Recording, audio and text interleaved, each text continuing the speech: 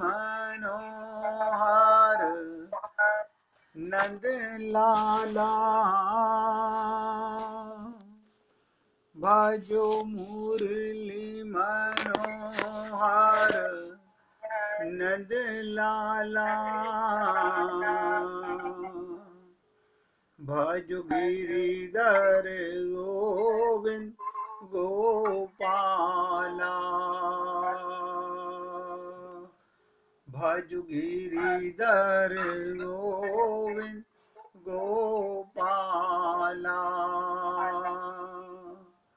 भजो मुरली मनोहर नंद लाला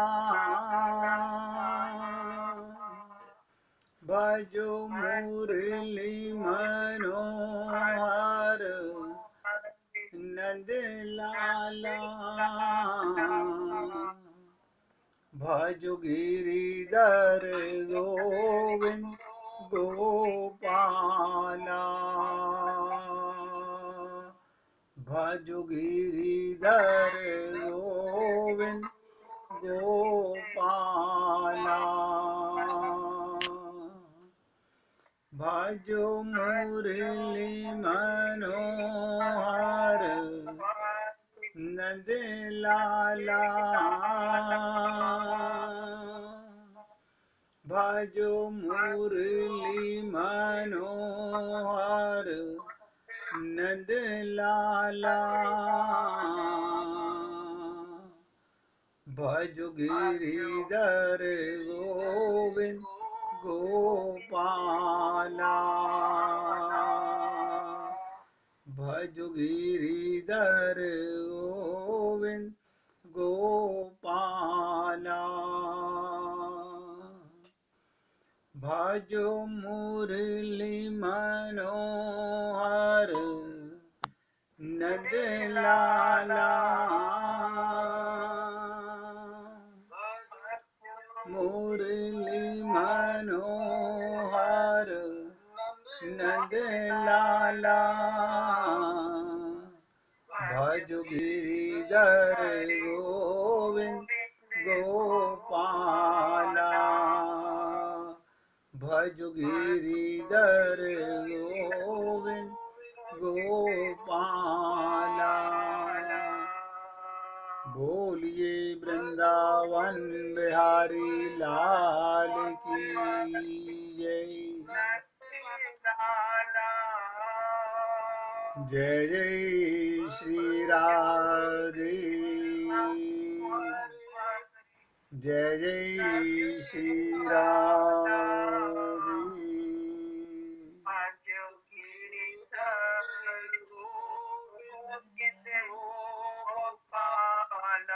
अब सभी भक्त लोग शांत होकर सुने।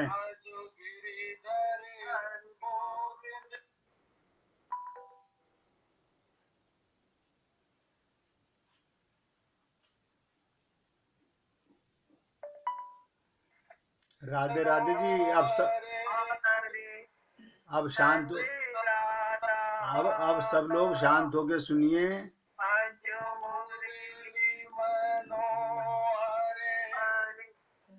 आपको मेरी आवाज नहीं आ रही क्या राजकुमार जी? कई बार काट चुका जी। आवाज की जा रही तो कहा उससे क्या होगा?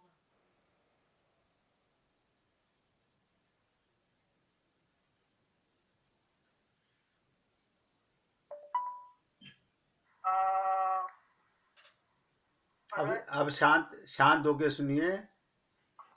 सभी भक्तों से निवेदन, बहुत एकाग्रचित्त होकर सत्संग के प्रत्येक शब्द को हृदयंगम करने का प्रयत्न कीजिए। देखिए, अगर आप लोगों को मेरी आवाज़ नहीं आ रही होती है तो खाली अपना वीडियो खोल के मुझे अपने कान पर हाथ लगा दीजिएगा, मैं समझ जाऊंगा। जब आवाज़ आ रही है तो एकाग्रता से सुनेंगे, ध्यान से सुनेंगे। आनंद प्राप्ति पर चर्चा चल रही है। हमने आपसे निवेदन किया, जिस चीज के हम अधिकारी हैं और वही हमें नहीं मिल रही, सब आनंद पाना चाहते हैं। लेकिन आनंद की प्राप्ति में रुकावट क्या है? केवल आपका मन भगवान में ना लग पाना। कल मैंने एक छोटी सी साधना आप लोगों से निवेदन की थी। आप लोगों ने, मैं उम्मीद करता हूँ, अवश्य की होगी। वो साधना सबने की होगी। क्या आप सब लोगों को उस साधना से कुछ ना कुछ अनुभूति क्या हुई? ये मुझे नहीं पता, आप लोगों को पता होगा। ये आपसे सबसे लास्ट में पूछूंगा कि आपने क्या अनुभव किया, आपको कैसा लगा। वो 2 मिनट 5 मिनट के अपने सांसों को आता जाता देखने के बाद, और मैं ऐसा क्यों करा रहा हूँ, कोई कारण होगा, उसकी भी चर्चा करेंगे। आप और हम सबकी आशा पूर्ण होगी तो नोट कीजिएगा, केवल भगवान से। आशा पूर्ण होगी तो केवल भगवान से। निराशा पहुंचाएगी भगवान तक, दोनों के बीच लटको मत, दोनों ही मार्ग हैं।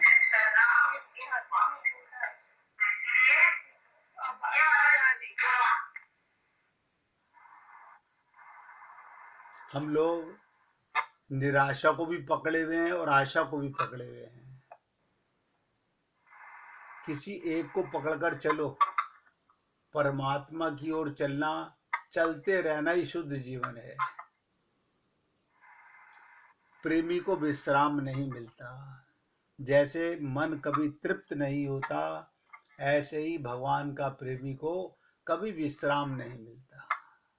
जैसे मन तृप्त नहीं होता, ऐसे ही भगवान के प्रेम से भक्त कभी तृप्त नहीं होता।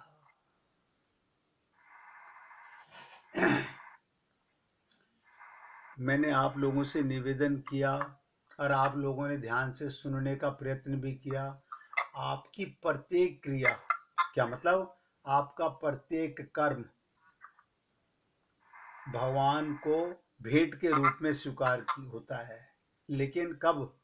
जब आपका प्रत्येक कर्म भगवान के निमित्त होता है। लेकिन क्या आप और हम लोग प्रत्येक कर्म भगवान के निमित्त कर रहे हैं? ये छोटी छोटी सी बातें हैं, कोई बहुत बड़ी बात नहीं है। आप सब लोग सोच सकते हैं। आप उठते हैं, उठते ही भगवान का ध्यान करते हैं। आप सोते हैं, सोते हुए भगवान का ध्यान करते हैं।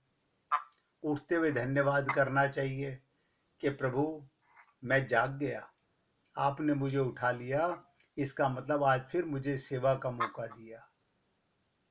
रात्रि को सोते समय भगवान को अपने साथ लेकर के सोइएगा, यानी यादों में कन्हैया, अपने प्रीतम, जिस इष्ट को भी आप मानते हो।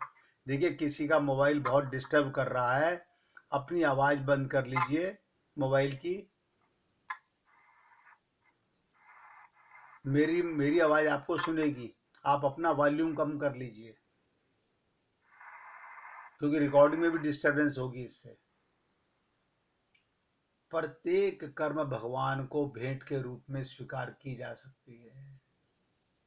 फिर वैसा करके तुम अपने प्राणों को तृप्त क्यों नहीं कर लेते? बताइए। आनंद की प्राप्ति तो है, कर्म वही है जो आप कर रहे हैं। मैं आपसे अलग कोई कर्म करने की बात नहीं कर रहा। आप वही कार्य कीजिए जो आप करते आ रहे हैं। अपने परिवार की सेवा, अपने समाज की सेवा, अपनी दुकान में ग्राहकों की सेवा, अपने कारखाने में मजदूरों की सेवा, लेकिन कीजिए भगवान के निमित्त। बस इतनी सी बात है, यही भगवान को कबूल हो जाएगी। जो कुछ सोच के रखिएगा मैं कर रहा हूं, सब मेरे प्रभु के चरणों में भेंट है, और वे बड़ी प्रसन्नता से उसे स्वीकार कर रहे हैं। पहले पुरानी फैमिलियों के अंदर ऐसा होता था, आजकल तो ऐसा नहीं होता। आजकल तो ऑनलाइन का ज़माना है, सबके अकाउंटों में सैलरी आती है। पहले ज़माने में बच्चे अपनी तनख्वाह माँ बाप के चरणों में ला के रख देते थे। क्या माँ बाप उस तनख्वाह को खा लेते थे?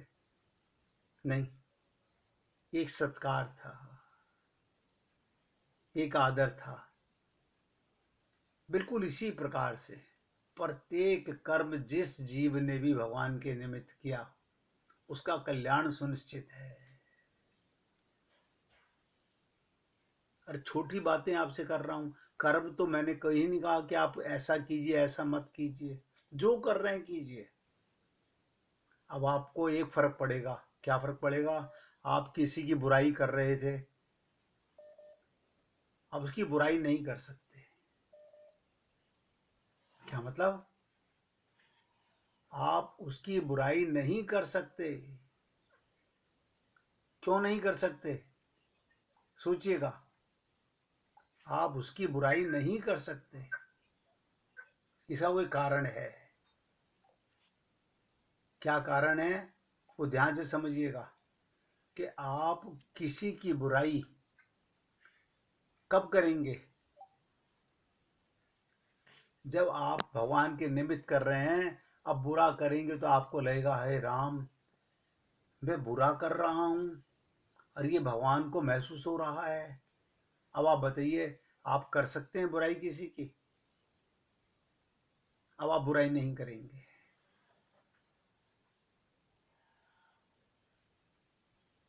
आज मोबाइल ये कुछ इंटरनेट बार बार डिस्कनेक्ट हो रहा है, इसलिए ध्यान से सुनिएगा।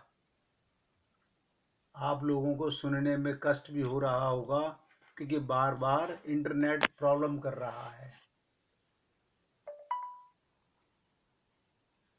बार बार इंटरनेट जा रहा है आ रहा है। थोड़ा एकाग्रता से समझने का प्रयत्न कीजिएगा। छोटी सी बात मैंने आपसे कही कि प्रत्येक कर्म भगवान के निमित्त कीजिए। अब आप किसी की बुराई नहीं कर सकते, क्योंकि बुराई करेंगे तो आपको लगेगा हे राम, ये भगवान तक बात जा रही होगी, कहीं भगवान सुन तो नहीं रहे।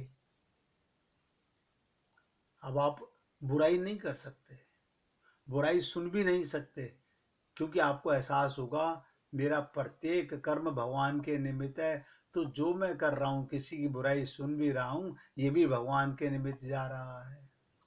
सुबह ही शपथ ले लीजिए कि हे गोविंद, मैं आज के दिन जो भी कुछ करूँगा वो आपके चरणों में अर्पित करूँगा।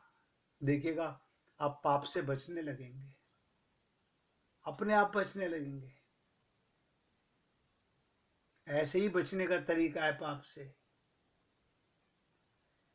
आपके अंतःकरण में कितनी पवित्रता होगी, उतना ही अधिक तुम शांति और आनंद का अनुभव कर सकोगे। लोग कहते हैं हम शांत नहीं हैं। शांत ना होने का कारण क्या है? तुम तो आत्मा हो, लेकिन हमारा घर अंतःकरण दूषित है, दूषित है। उसके अंदर बुराइयां हैं, उसमें छल कपट छिद्र भरा हुआ है। मैंने कहा ना, जितना अंतःकरण पवित्र होगा उतना ही अधिक तुम शांति का आनंद का अनुभव करोगे। भगवान की कृपा का आश्रय लेकर सब पाप ताप धो डालो और परमानंद का अनुभव करो। कर सकते हो, करते हैं लोग, परमानंद की प्राप्ति करते हैं इसी देह में, सिर्फ भगवान के निमित्त कर्म करने से। और ये मैंने नहीं कहा कि अब आपको परिवार का काम नहीं करना, समाज का काम नहीं करना। मैंने तो सिर्फ इतनी सी बात आपसे कही, जो भी कुछ कर रहे हो वो भगवान के निमित्त कीजिएगा। देखिएगा, एक छोटी सी लीला सुनाता हूँ आगे बढ़ने से पहले। एक स्त्री वृंदावन गई, वो वापस आई अपने शहर में, तो उसकी एक सखी ने पूछा, कह रही सखी तू वृंदावन गई हाँ गई। वो कैसा है? उसने पूछा वृंदावन धाम कैसा है। अब आप सोचिएगा, उसने क्या कहा?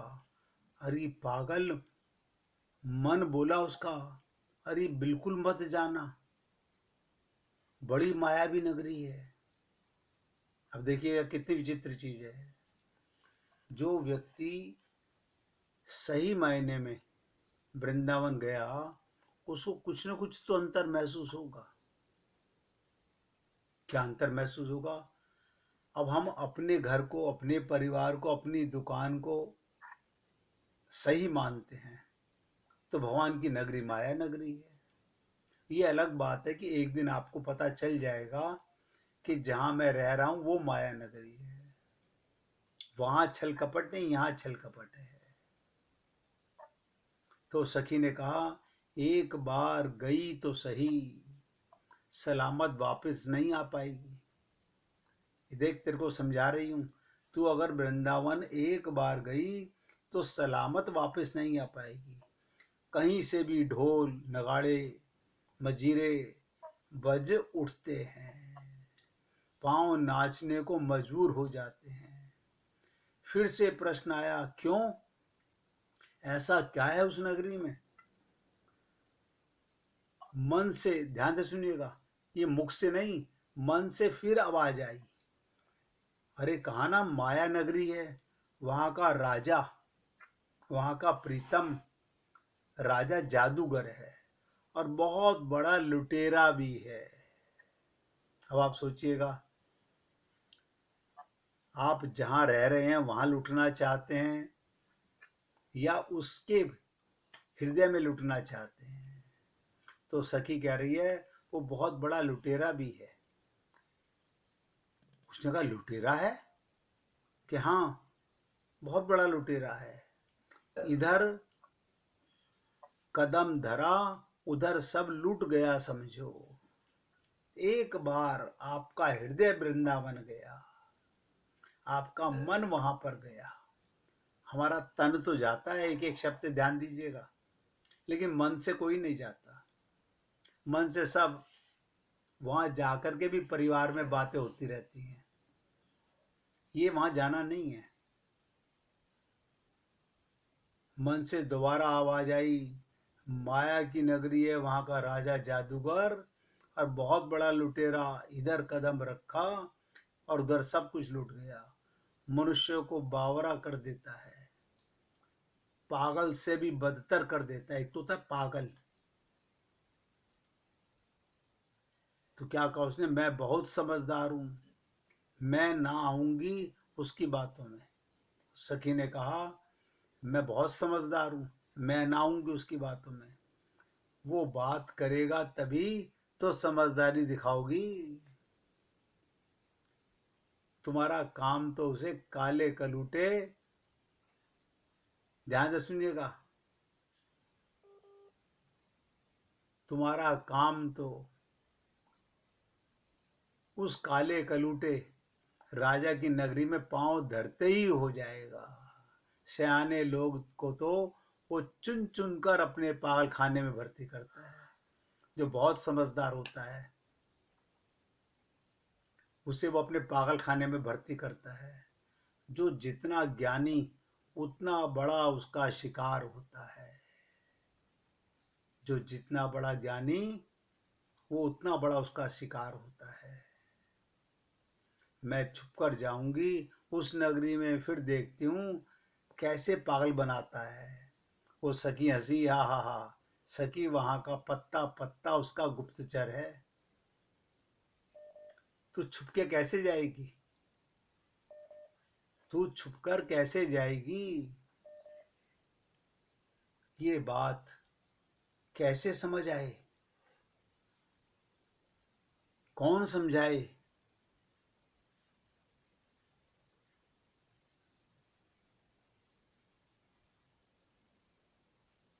बोले उसका पत्ता पत्ता भी गुप्तचर है, उसे खबर भेज देगा। वो गाय ऐसा गोबर करती है वहां की कि उसकी खुशबू से मनुष्य के दिमाग पर असर होना शुरू हो जाता है। मैं सतर्क रहूंगी, उसने कहा, मुंह ढक लूंगी, नाक बंद कर लूंगी, सखी किस किस से छुपेगी। उसके मायावी ग्वाल बाल बता बात बात में तुझ पर जादू कर देंगे। केवल वो ही नहीं, वहां तो जादू नगरी में सभी जादू करने वाले हैं। वहां सभी जादू करने वाले हैं। ये बातें सुनने में बड़ी अच्छी लगती हैं, लेकिन 99% लोग वृंदावन दर्शन करने जाते हैं, वहां लुटने नहीं जाते, भगवान का बनने नहीं जाते। आप अपने हृदय से पूछ के देख लीजिएगा। आप घर में ये बोल के जाते हो बस जाते हैं, शाम को वापस आ जाएंगे। हम सब लोग यही तो कर रहे हैं। हम सब लोग इसी प्रकार अपने आप को धोखा दे रहे हैं, नहीं समझ पा रहे। उसकी नगर में, उसके ध्यान में कौन जाना चाहता है, कौन उसका बनना चाहता है? सोच के देखिएगा, कौन है ऐसा जो भगवान को ही पाना चाहता है? वहां जाकर के लोग दर्शन करने चाहते हैं, उसका दर्श स्पर्श नहीं करना चाहते, उसके साथ जुड़ना नहीं चाहते। अगर उसके साथ जुड़ना चाहते तो आप अपने घर में, अपने हृदय में भी जुड़ सकते हो, लेकिन जुड़ना चाहेंगे तब ना। छुप कर जाओ, धोखा देकर जाओ। मैंने कहा ना, उसकी खुशबू से मनुष्य के दिमाग पर असर होना शुरू हो जाता है। ये गुरु के पास जाकर भी होता है। ऐसा रंग चढ़ता है, फिर संसार का रंग अच्छा नहीं लगता। व्यक्ति को संसार का रंग अच्छा नहीं लगता, संसार बेमाने लगने लगता है। और उसका एक जादुई मंत्र भी है जो वहां हर वक्त हवा में तैरता रहता है, राधे राधे। ये वहां का जादुई मंत्र है, राधे राधे। और ये मंत्र सुना नहीं कि तू बेसुध हुई नहीं। बोली मैं कान में रुई डाल करके जाऊंगी। वहां की मिट्टी तो सबसे अधिक खतरनाक है। क्या कहा? कि वृंदावन की मिट्टी सबसे ज्यादा खतरनाक है। बोले ऐसा क्या है उस मिट्टी के अंदर? बोले एक बार तूने चरण रखा नहीं और तेरा स्पर्श रज से हुआ नहीं। लोग आग नहीं करते उस रज का स्पर्श, क्योंकि वो रज भगवान के लोक की है। कभी हमने सोचा, हम वृंदावन तो गए, लेकिन हमने ये नहीं सोचा कि रज यहाँ की नहीं, ये उस लोक की रज है। सोच के देखिएगा, कौन सोचता है कि ये रज भगवान के? हम लोगों को तो वहां जाकर के भी ऐसा ही लगता है जैसे हमारा घर है, हमारे मकान है, ऐसा ही यहाँ पर है। वही सुख सुविधा है, वही वॉशिंग मशीन है, वही फ्रिज है, वही टीवी है। अगर आपका वृंदावन जाके भी मन नहीं बदलता, इसका मतलब आप वृंदावन गए ही नहीं हो। और गए हो तो मन से नहीं गए हो, तन से गए हो। 1 मिनट कीर्तन कीजिएगा, उसके बाद आगे चर्चा करेंगे।